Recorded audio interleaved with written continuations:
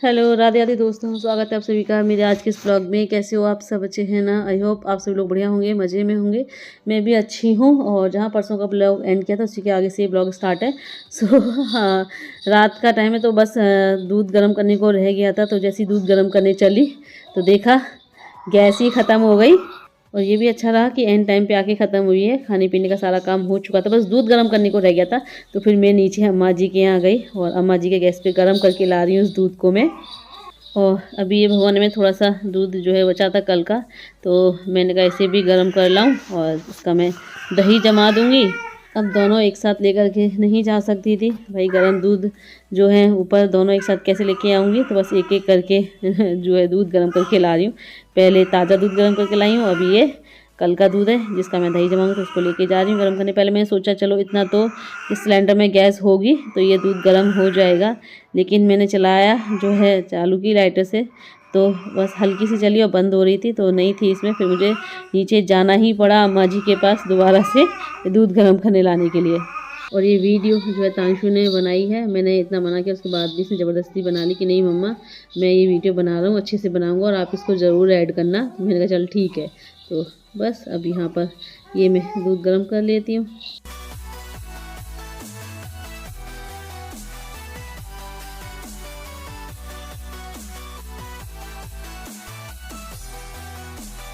और अभी हो रहा है सुबह का टाइम, तो यहाँ पर मैं ये बेड पे बेडशीट बिछा दूँ।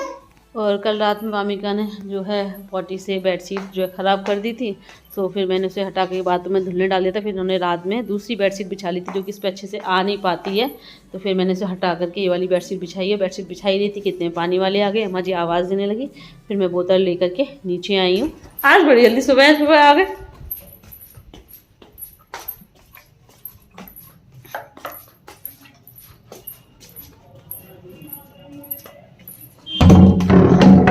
कहाँ है अम्मा?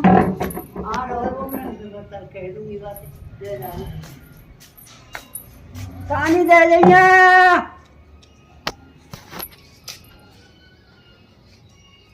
गाड़ी नहीं है यहाँ पे? ना गाड़ी जहाँ से हमसे ले गो कि तुम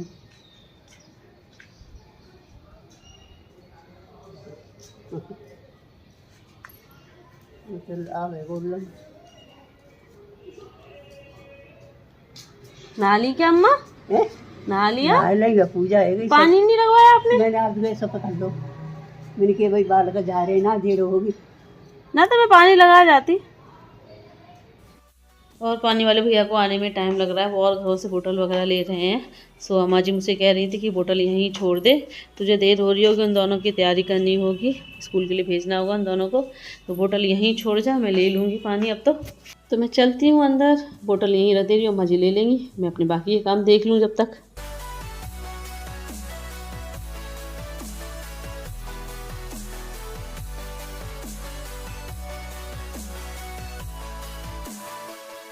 और ऊपर आते ही मैंने सबसे पहले ये बेडशीट बिछाई है। बेडशीट रह गई थी बिछाने को, आधी अधूरी बिछा पाई थी, तो मैंने कहा पहले इसे अच्छे से बिछा दें, पिलो वगैरह लगा दूँ।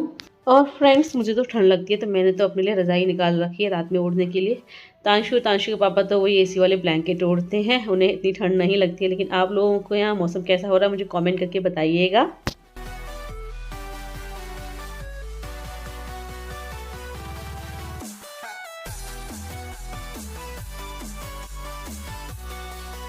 और आज ना मुझे इन पर गुस्सा आ रहा है। गुस्सा इस वजह से आ रहा है कि मैंने इनके लिए नाश्ते में दूध दलिया रेडी करके रख दिया, क्योंकि डेली दूध दलिया खा करके जाते हैं, तो मैंने इनको डेली जो नाश्ता रेडी कर दिया डेली की तरह ही। और इनका लंच भी मैंने बना करके रख दिया। और अब मुझसे बोल रहे हैं कि मैं लंच नहीं ले करके जाऊँगा और दूध दलिया भी नहीं खाऊँगा, मेरे लिए चाय बना दो, मैं चाय से जो है रोटी खा करके जाऊँगा, क्योंकि इनकी लगी गेम्स में ड्यूटी, तो उन्हें दोपहर का खाना वहाँ पर मिलेगा। और इसीलिए तांशु को भी लेकर के नहीं जा रहे हैं, क्योंकि ड्यूटी दूसरी जगह लगी है। और दोनों ही मतलब तांशु के स्कूल और जहाँ इनकी ड्यूटी लगी है रूट अलग अलग है, तो इसलिए फिर तांशु को नहीं लेके जा पाएंगे।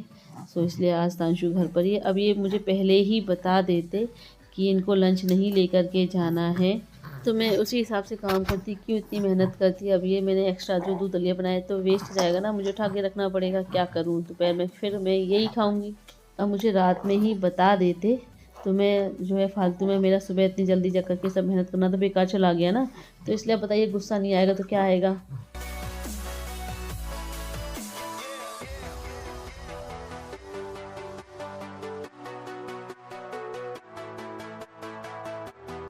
और अभी मैं नहा ली हूँ, तांशु को भी नहला दिया है। तांशु को नहा करके भूख लगी थी तो उन्हें मैंने खाना दिया खाने के लिए, और मैं लगा रही हूँ यहाँ पर पोंछा, और नहा करके लगा रही हूँ क्योंकि अब डंडे वाले पोंछे यानी कि मोप से पोंछा लगाना होता है। तो देखो कपड़े वगैरह तो कुछ गंदे होने का झंझट ही नहीं है, तो आराम से नहा करके भी लगा लेती हूँ मैं।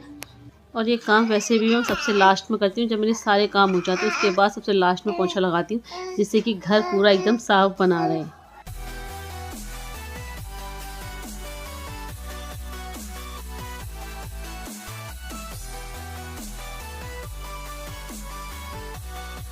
रानी को क्या हो गया है? कैसे शांत शांत पड़ी है लड्डू रानी? हाँ, ये क्या बज गया? आराम बज गया? हाँ मम्मी क्या हो गया? कैसे गुमसुम से पड़ी हो भाप लेकर के? गुस्सा हो?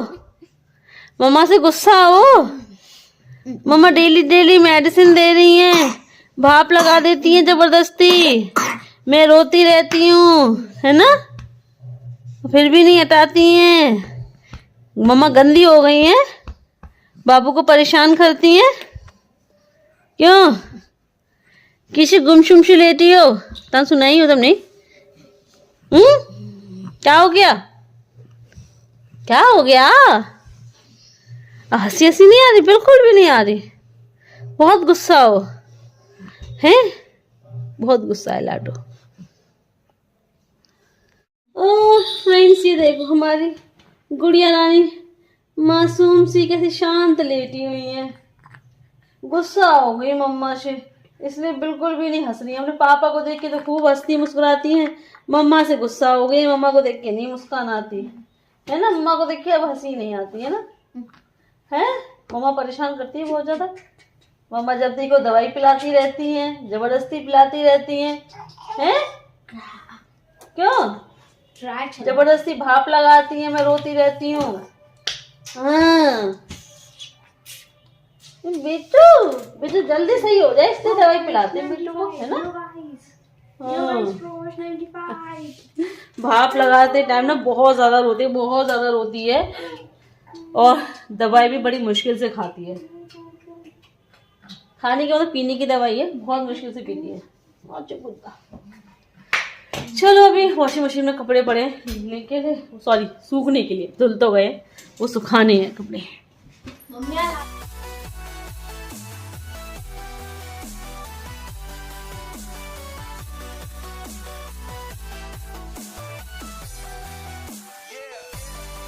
और अभी शाम का टाइम हो रहा है, तो मैं यहाँ किचन में हूँ, और एक तरफ मैंने गैस पे रखी है मलाई गर्म होने के लिए, घी बनाने के लिए।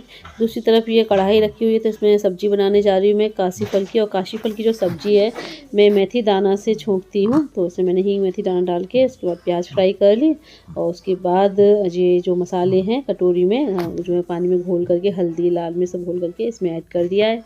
और आप में से बहुत से लोगों को ये लगता है कि मैं मसाले अच्छे से पकाती नहीं हूँ। मैं अच्छे से पकाती हूँ मसाले, बट मैं आपको पूरा प्रोसेस नहीं दिखाती हूँ, क्योंकि पूरा प्रोसेस दिखाऊंगी तो देखिए वीडियो बहुत लंबी हो जाएगी और आप भी बोर हो जाओगे।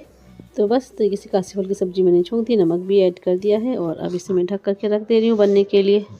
और उसके बाद मैंने सब्ज़ी कढ़ाई दूसरी गैस पे रख दी, और इस पर मैं फटाफट से रोटियां बना ले रही हूँ। और जब मैं वॉइस ओवर कर रही तो देखिए वामिका कैसे खेल रही हैं, तरह तरह की आवाज़ें निकालने में लगी हैं।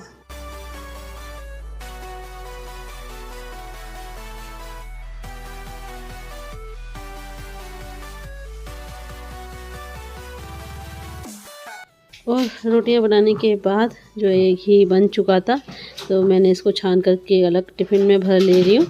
और घी निकालने के बाद जो बचेगा उसमें अलग बोल में निकाल दे रही हूँ, क्योंकि इसमें भी थोड़ा बहुत जो घी रह जाता है। तो जब सुबह रोटियां बनाऊंगी तो गरम गरम रोटी इसके ऊपर रख दूँगी, तो उन रोटियों में घी लग जाएगा। और मैं बीच बीच में सब्ज़ी भी चलाती जा रही थी, तो घी पूरा छान नहीं पाया था मैंने, सब्ज़ी बनने को आ गई थी। फिर मैंने इसमें ऐड किया है गुड़। फिर जब गुड़ इसमें मेल्ट हो जाएगा अच्छे से, फिर इसमें मैं पिसी हुई खटाई ऐड करूँगी, क्योंकि मुझे ना काशी फल जो है खट्टा मीठा पसंद है। और आप लोग काशी फल की सब्ज़ी कैसी खाते हैं? तीखी खाते हैं, खट्टी मीठी खाते हैं? मुझे कमेंट करके बताइएगा।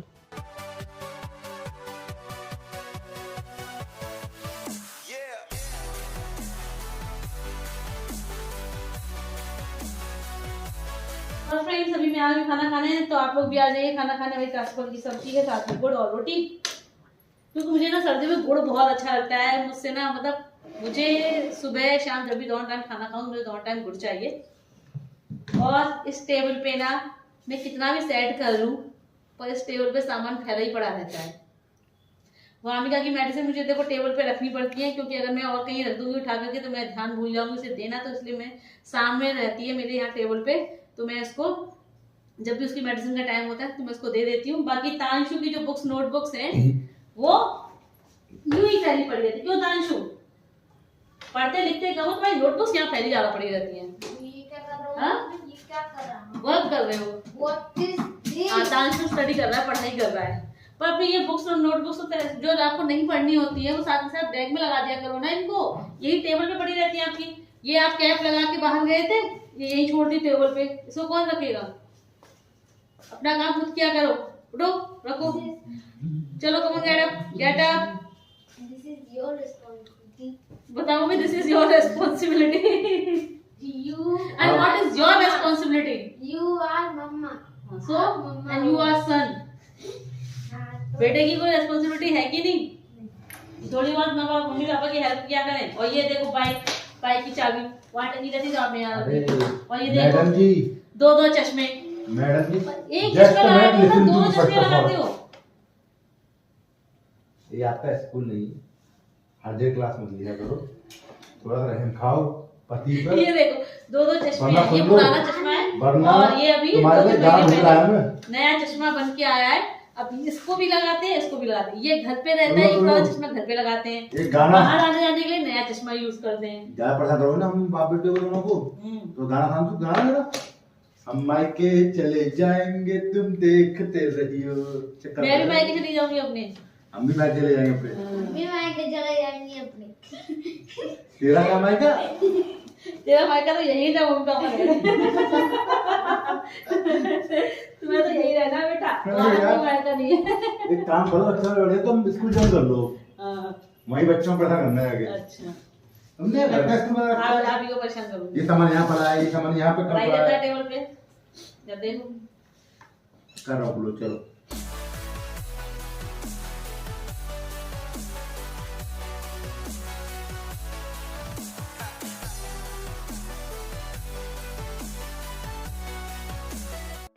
और फ्रेंड्स अभी दोपहर का टाइम हो रहा है। मैंने अपने फेस पे फेस पैक लगाया था, क्योंकि प्रेगनेंसी में डिलीवरी के बाद से मेरी स्किन जो है बहुत ज़्यादा बेकार हो गई है। अपनी स्किन पे मैं ध्यान भी नहीं दे पा रही हूँ, फेशियल करवाने भी नहीं जा पा रही हूँ बाबू की वजह से, वामिका की वजह से।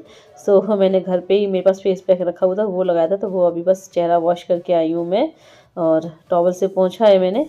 और फ्रेंड्स, लाइफ में कब क्या परेशानी आ जाए कुछ नहीं कह सकते। लाइफ में भगवान खुशियाँ देता है तो दुख भी देता है, और कभी कभी वो दुख इतना बड़ा हो जाता है कि उसे झेलना बड़ा मुश्किल हो जाता है। और आज मैंने जो दुख झेला था वो मुझे फिर से याद आ गया कि कितना मुझे दुख हुआ था उस वक्त, कितना रोई थी मैं उस वक्त जब मेरा मिसकैरेज हुआ था। अभी आप लोग सोच रहे होंगे कि अब आपकी तो बेटी हो गई है, अब आप इतना पुराना दुख लेकर के क्यों बैठी हैं।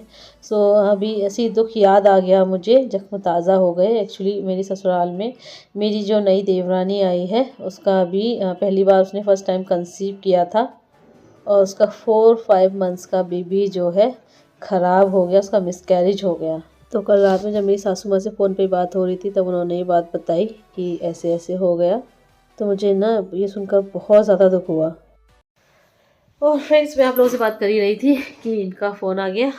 तो कुछ ज़रूरी काम से तो मैं इनसे बात करने लगी, और अभी बस चोरी करके मैंने कहा आप लोगों से जो शेयर कर रही थी अपनी बात पूरी कर लेते हैं। तो अभी मैं आप लोगों को बता ही रही थी कि मेरी नई देवरानी का जो है मिसकैरेज हो गया है। बहुत ज़्यादा दुख हुआ, और मुझे अपना टाइम भी याद आ गया कि मैंने भी ये दुख झेला था, तो मुझे कितना दर्द हुआ था, कितनी तकलीफ़ हुई थी मुझे उस टाइम पे, और मैं कितना ज़्यादा रोई थी उस टाइम पे।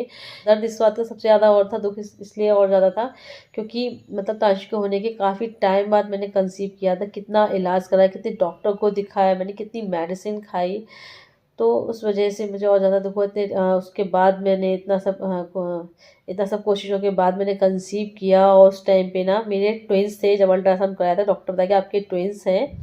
तो और मुझे ये खुशी नहीं मिली, मुझे 3 मंथ्स की अपनी DNC करानी पड़ी क्योंकि उनकी धड़कन नहीं आई थी। तो इस वजह से मुझे अपनी डॉक्टर ने बोल दिया कि जो है अब तो आपका बच्चा ख़राब ही है, आपको सफाई करानी पड़ेगी। तो मुझे फिर वो डीएनसी करानी पड़ी। और उस वक्त ट्विंस थे, मैंने उम्मीद बांध ली थी कि जुड़वा बच्चे हो रहे हैं, तो मुझे बहुत ज़्यादा खुशी थी। लेकिन वो खुशी ज़्यादा दिनों तक नहीं रही और मुझे अपने 3 मंथ्स हो चुके थे, उसके बाद मैंने अपनी डीएनसी कराई थी। डॉक्टर ने जो है वेट कही, कभी कभी उन्होंने बोला कि कभी कभी बच्चे की धड़कन जो है थोड़ा लेट आती है, तो उन्होंने कहा अभी थोड़ा हम और वेट कर लेते हैं। उसके लिए डॉक्टर ने मेडिसिन वगैरह भी दी, लेकिन बच्चे की धड़कन नहीं आई, तो मुझे अपनी फिर डीएनसी करानी ही पड़ी। तो मुझे उस वक्त ना बहुत ज़्यादा दुख हुआ था, मुझे सच में बहुत इतना रोई थी। तो मैं उस दर्द को समझ सकती हूँ जो मेरी देवरानी के साथ अभी झेलना पड़ रहा है उसे। तो मैं समझ सकती हूँ उससे इस वक्त कितनी तकलीफ़ हो रही होगी, कितना दुख हो रहा होगा।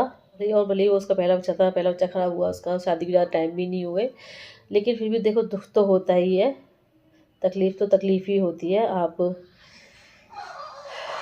बस सुबह मुझे उसके बारे में सुन करके मुझे अपना वो टाइम याद आ गया। मुझे भगवान ऐसा किसी के साथ ना करे। भगवान खैर अभी तो मेरी लाइफ में मेरी प्यारी सी बेटी वामिका आ गई है, जिसने मेरे दुख को दूर कर दिया है। लेकिन कभी कभी पुरानी बातें याद आ जाती हैं तो दुख होता है कि, और भगवान उसकी गोद फिर से जल्दी भरे। आप लोग भी दुआ कीजिए कि उसकी गोद जल्दी से भर जाए। चलिए फ्रेंड्स, इतना ही कहना था, बस इसी के साथ लेते हैं आप लोगों से विदा।